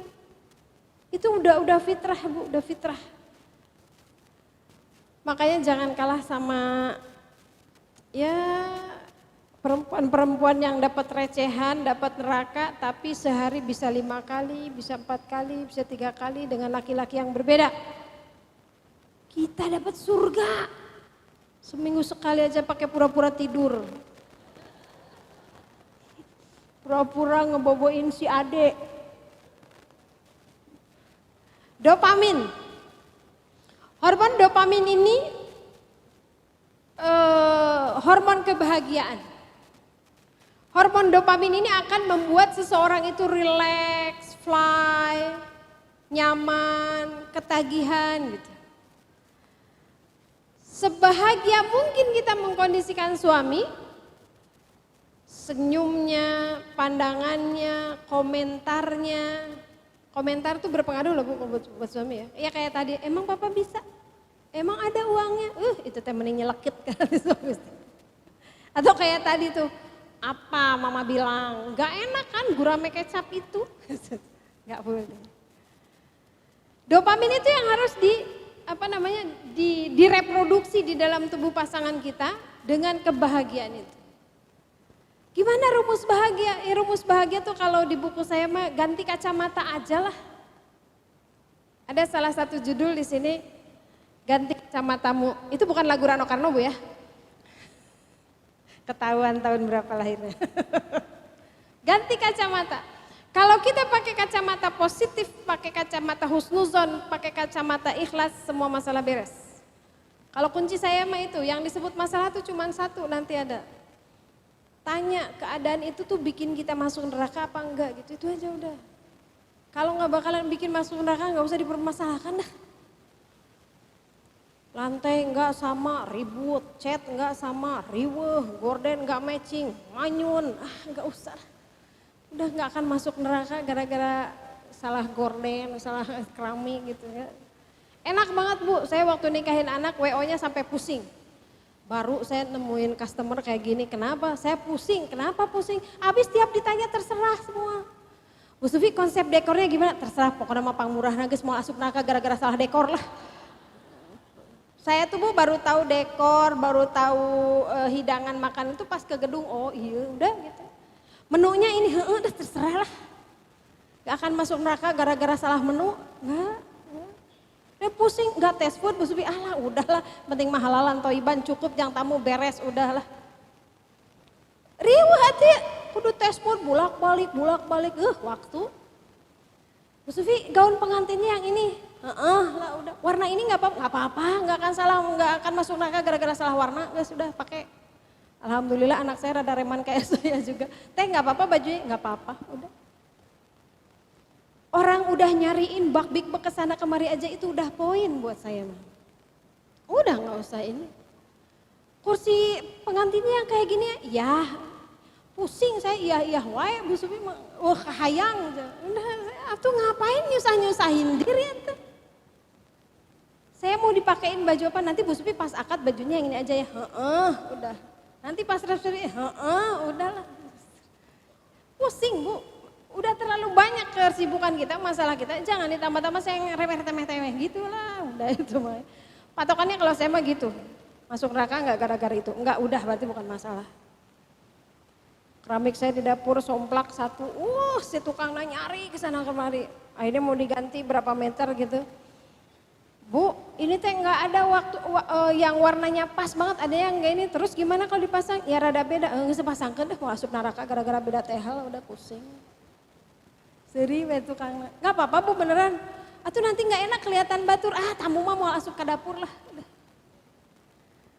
Kalaupun dia masuk emang komen, ini lantainya gradasinya beda, itu komen kagak. Kecuali kalau dia, beda, saya ganti ya semua. Nah kalau gitu baru kita pikirin. Udahlah, nggak usah. Itu rasa bahagia. Pak cuman bawanya segini, iya Pak Alhamdulillah ya Allah mudah-mudahan berkah ya. Ada yang suka bilang gitu kalau suami ngasih gaji? Alhamdulillah. Ini masih di ayat 19 ya surat An-Nisa tadi. Apa rumusnya kalau ada kekurangan pada pasangan? Ini Bu, tadi di ayat 19 ya, surat An-Nisa ayat 19. Kalau kamu melihat karih tumuhunna, sesuatu yang tidak mengenakan pada pasanganmu, maka bersabarlah. Ayat itu buat saya itu sebuah pesan terselubung bahwa pasangan itu pasti nggak sempurna. Pasti ada aja ketidaksempurnaan. Coba kayak tadi yang cerita suami saya rajin ke masjid, enggak selingkuh, punya pekerjaan, tanggung jawab, memenuhi kebutuhan ekonomi. Cuman ingin, enggak romantis, enggak rame, enggak suka banyol. Mungkin dipandang sama orang yang suaminya kena PHK, enggak mau ke masjid, jadi masalah enggak? Masalah banget ya Allah, suaminya soleh banget, istrinya malah minta cerai gara-gara enggak rame. Pasti ini sinyalemennya bahwa di surat An-Nisa ayat 19 itu pasangan itu pasti aja ada ketidaksempurnaan, udah itu sunatullahnya gitu. Kalau kata ibu saya mah kamu bukan bidadari, suami kamu bukan malaikat, nggak boleh banyak nuntut. Sabar. Sabar itu bukan berarti diem aja gitu Bu ya. Suami nggak pernah sholat, nggak pernah puasa, nggak pernah ngaji, sabar weh saya mah. Sabar itu kalau saya mendengar kata sabar, di otak saya itu yang kebayang adalah sebuah gunung, lalu orang tuh harus napaki setiap langkah terus sampai ada di puncak gunung, nata sabar. Bukan diam aja di bawah, udahlah diam aja siapa tuh ada helikopter yang bawa saya ke atas, bukan gitu sabar itu. Terus dihadapi, terus sampai ke puncak tuh sabar. Karena boleh jadi kata Allah, pasanganmu yang punya kekurangan itu, dia memiliki kebaikan yang banyak, Masya Allah. Allah sampai menyebutkan khairan katsira, kebaikan yang banyak. Coba diingat-ingat ya. Suka ini enggak, suka tukeran kertas kalau anniversary sama suami?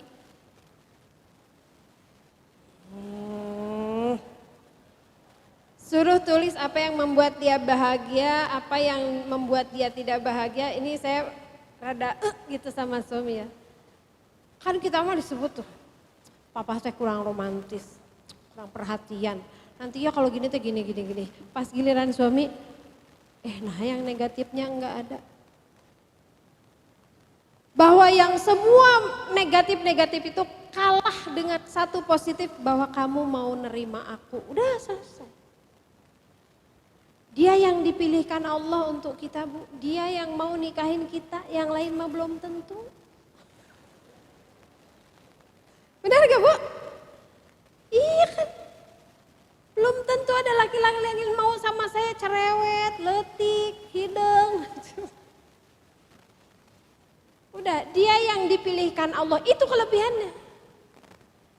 Seganteng apapun laki-laki di luar sana, dia bukan yang dipilih Allah untuk menikahi kita dan dia gak mau nikahin kita. Dia yang bertaruh nyawa menafkahin kita. Dia yang berani mengambil mitsaqan ghalidha di hadapan Allah untuk kita. Itu kelebihannya. Kalaupun ada masalah ya udahlah, emang hidup mah kata Allah juga di dalam surat Al-Balad apa? Laqad khalaqnal insana fi kabad. Sesungguhnya manusia itu berada dalam keadaan yang sangat susah payah. Itu udah statement Allah tuh. Semua hidup kita tuh susah payah, betul gak? Ibu mau makan susah payah gak? Susah payah gak? Mau cantik? Susah payah gak? Masker, scrub, setrika. Aduh, di masker, riweuh Bu, kabad itu mau cantik juga ya. Pengen langsing kabad, gorengan gak boleh dimakan, ada santan gak boleh dimakan, kolesterol, yang ini karbo, yang ini gula, hayang naon, hayang langsing. Ini kabad hirup teh. Emang udah, dunia mah penuh dengan kabad, tapi Allah mengingatkan, alam naj'al lahu ainain, wa lisana wa syafatain, wa hadainahun najdain. Di balik kabad-kabad itu kata Allah, aku udah ngasih 2 mata ya. Udah ngasih kamu lidah, ngasih kamu 2 bibir. Suami saya mau Bu Sufi penghasilannya cuma segitu. Gak cukup itu buat hidup zaman sekarang. Sok suaminya kasih gaji yang banyak tapi mata ibu diambil dua-duanya sama Allah, mau? Gak mau. Suaminya dibikin romantis, dibikin perhatian tapi mata ibu diambil, bibirnya dirapetin, lidahnya dikeluin sama Allah, mau? Artinya ketika kita punya banyak masalah, nikmat 2 mata ini, nikmat 2 bibir dan lisan ini, itu melebihi. Udah, gak usah terlalu ini. Masalah kita cuma satu. Apa tadi kata saya masalah kita? Kita belum ada jaminan tidak masuk neraka, itu masalah kita. Kita belum ada jaminan masuk surga tanpa melewati neraka. Ada yang sudah punya jaminan? Atau ada yang sudah punya tiket masuk surga lah, gak usah dulu tiket tidak masuk neraka. Kita belum punya jaminan itu, Bu. Jadi buat saya mah, udah yang lain tuh selesaikan aja. Badai pasti berlalu lah kata Kristen ya. Umur kita paling berapa sih? Apa sih masalah kita? Suami gak romantis, suami selingkuh, suami gajinya kecil. Apalagi? Suami galak. Pasti gak lebih jahat dari Fir'aun, pasti. Buktinya Asyah bisa solehah. Jam berapa? Setengah jam lagi. Udah.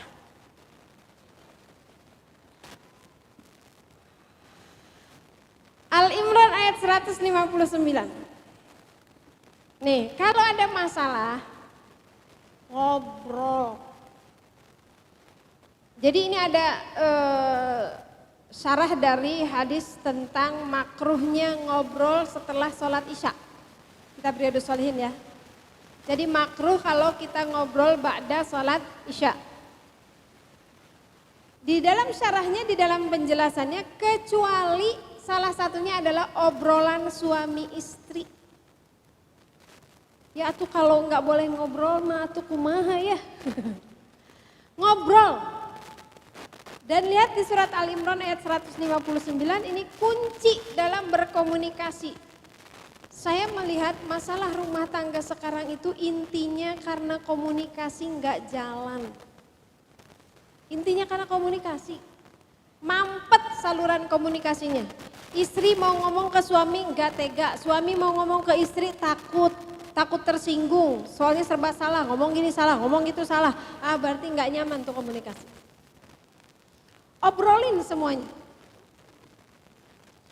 Berlemah lembut kata Allah. Karena kalau kita keras, kasar kata Allah, pasti mereka akan menjauh darimu. Ini sebetulnya babnya bab dakwah. Tapi buat saya Al-Quran itu nilai sumuliahnya, universalitasnya, nilainya bisa dipakai dalam konteks apa saja.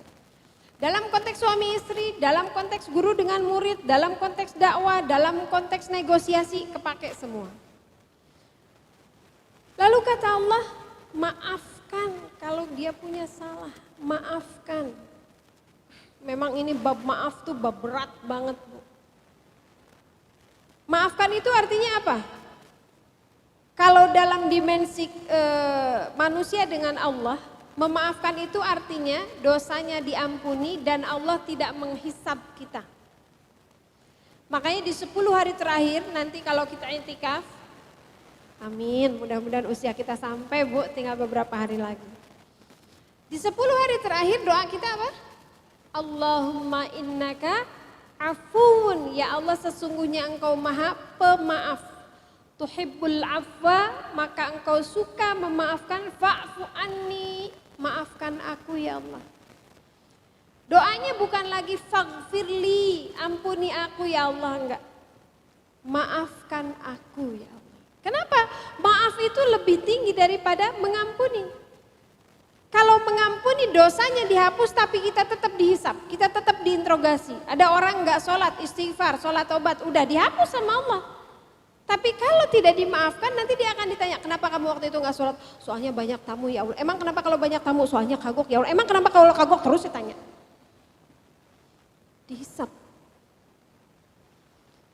Kepada manusia bisa memaafkan. Masya Allah ini bab berat.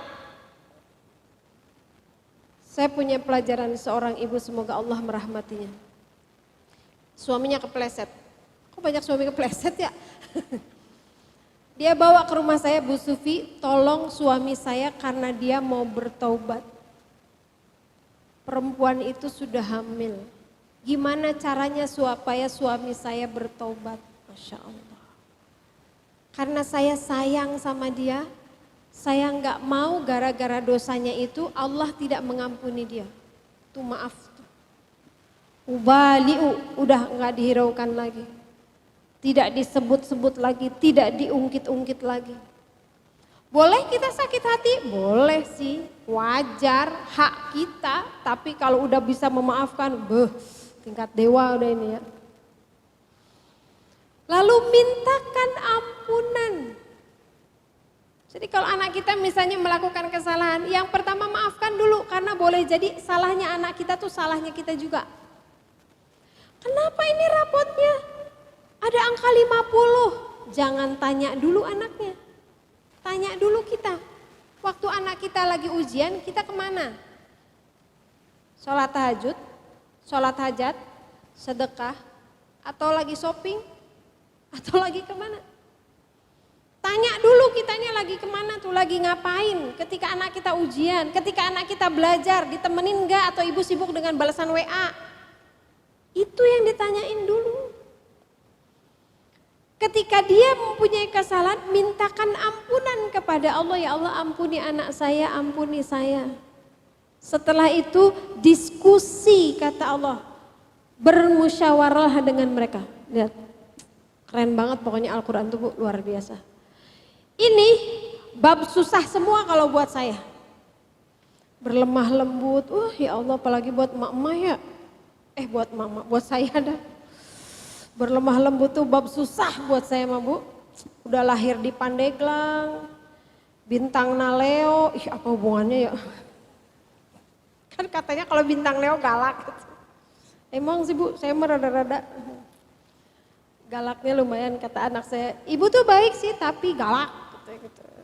Nggak sholat ke masjid, cetrek, gunting udah tuh kabel TV, lemparin ke atas sholat. Tanggung ibu ini gamenya, masuk neraka nggak kalau gamenya di pause? Enggak sih, tinggalin. Yo, pertanyaannya gitu aja ibu. Ini tanggung, lagi main game lah, lagi apa tanggung, pertanyaan saya gitu, bisikin masuk neraka nggak? Di pause aja, ibu ini mah gamenya nggak bisa di pause, mana tegaul tehnya? Gak bisa di pause gamenya, kalau ditinggalin udah nanti poin aku hilang. Masuk neraka nggak hilang poin? Enggak sih, udah. Ibu pakai HP-nya atau pergi? Kayak memaafkan, aduh Masya Allah udah gak gampang ya Bu. Suami pernah melakukan kesalahan, cenderung susah memaafkan itu karena orang cenderung susah melihat diri kita. Makanya kalau di surat An-Nisa ayat 128, Insya Allah, coba dibuka. Kalau di An-Nisa ayat 34 itu kalau suami mengkhawatirkan istrinya nusuz, maka suami harus menasehatinya, harus menghajarnya. Menghajar itu mendiamkan, tidak menggaulinya, tidak menerima pelayanan, tidak mengajak bicara selama 3 hari 3 malam. Kalau dihajar juga masih istrinya nusuz, maka boleh dipukul dengan beberapa syarat. Tapi kalau istri khawatir suami nusus, ini kalau suami khawatir istrinya nusus, suami yang berperan kan melakukan treatment. Tapi kalau suami yang nusus, maka di ayat itu Allah menyebutkan kita juga harus perbaiki diri. Karena boleh jadi suami begitu tuh ada kontribusi salah kita juga, benar. Mungkin kita kurang senyum, kurang syukur sama suami, kurang memupuk kekowaman suami. Kurang cantik, kurang bahenol, kurang wangi, rumah kurang rapi, masakan kurang enak kali gitu Bu ya. Bisa aja, maka yang islahnya, yang memperbaiki dirinya di surat An-Nisa 128 bukan cuma suaminya yang selingkuh ditreatment oleh istri, tapi istrinya harus mentreatment diri. Kalau suaminya yang selingkuh. Ini sebetulnya masih banyak banget. Jika badai datang, wah serem banget Surat An-Nisa ayat 35. Nah ini Bu rumus, kalau ada konflik di antara suami istri, jangan dulu kemana-mana, jangan curhat ke yang lain dulu, jangan pasang status dulu. Jangan posting yang macem-macem dulu, kali aja suami lihat biar dia ngerti, abis dia nggak pengertian banget. Mana kepikiran sama suami buka status ibu. Saya suka iseng ya kalau saya posting status WA, saya suka lihat misalnya ada berapa ratus gitu yang lihat, itu dari 200 sekian misalnya laki-laki itu paling 1, 2 gitu. Udah bukan karakter laki-laki kepoin status orang. Emang kita? Enggak akan. Jadi walaupun ibu pasang status, kali aja suami baca, mau dibaca. Kadang-kadang yang diposting di grup juga enggak di-download sama suami mah ya. Gambar, video apa, padahal orang meni bunga itu cucu baru bisa berdiri, diposting. Pulang-pulang bibi, si Hanin bisa berdiri. Masa? Emang abi enggak lihat di grup? Enggak. Nah kalau gitu jangan bilang, ih kakek tidak perhatian. Jangan bilang gitu, dasar lelaki, udah begitu, beres. Kenapa ini saya? Udah nyuruh berhenti nih kayaknya ya laptop.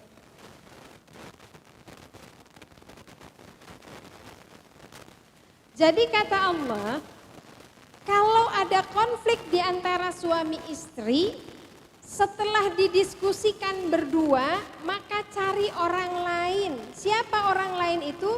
Lihat. Wa ba'atsu hakaman min ahlihi wa hakaman min ahliha. Jadi dari keluarga perempuan, dari keluarga laki-laki itu yang menjadi hakimnya. Jadi prosedurnya diskusikan dulu berdua. Lakukan treatment yang tadi, yang di surat An-Nisa ayat 34. Kalau itu nggak selesai juga, maka si istri bilang sama orang tua laki-laki, si suami bilang sama orang tua istri. Lalu pertemukan mereka bersama hakim apa sih juru adil lah gitu ya. Tapi syaratnya mereka yang punya keinginan untuk mengislah kedua-duanya. Bukan orang yang saya pokoknya mau ngambil bibi saya karena dia yang mendukung saya. Jadi nanti pas ketemu kompor-komporan, yang satu ngomporin ini, yang satu bukan itu. Hakim yang adil yang memang punya niatan untuk mengislah kedua-duanya, untuk memperbaiki hubungan mereka. Udah kok Neng, udah jam 11. Ini mah isyarat Allah. Udah Supi, diam waktunya habis.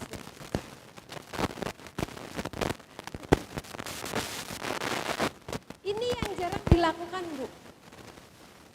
Jadinya lebih kepikiran untuk curhat ke teman pengajian, teman liko, teman arisan, teman komite. Enggak boleh. Masalah di rumah tangga itu harus dilokalisir. Saya kalau ada yang curhat suka ditanya dulu, mau cari problem solving atau sekedar curhat. Karena kalau sekedar curhat itu jadi beban Bu buat saya. Saya harus menyimpan rahasia itu kan beban. Kalau punya masalah selesaikan dulu berdua.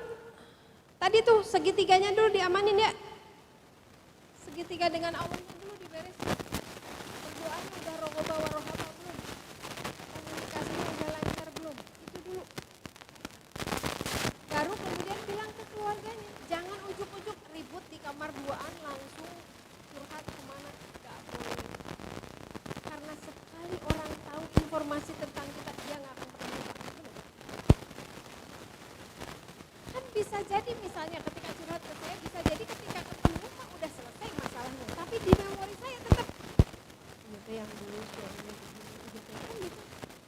Beban buat saya, beban juga buat yang bersangkutan. Selesaikan dengan Allah, selesaikan dengan suami, selesaikan dengan keluarga. Kalau nggak bisa, baru cari keluar. Dilokalisir. Udah Bu, ini udah protes. Ada waktu 13 menit lagi, mudah-mudahan saya bisa bertanya dan Ibu bisa menjawab.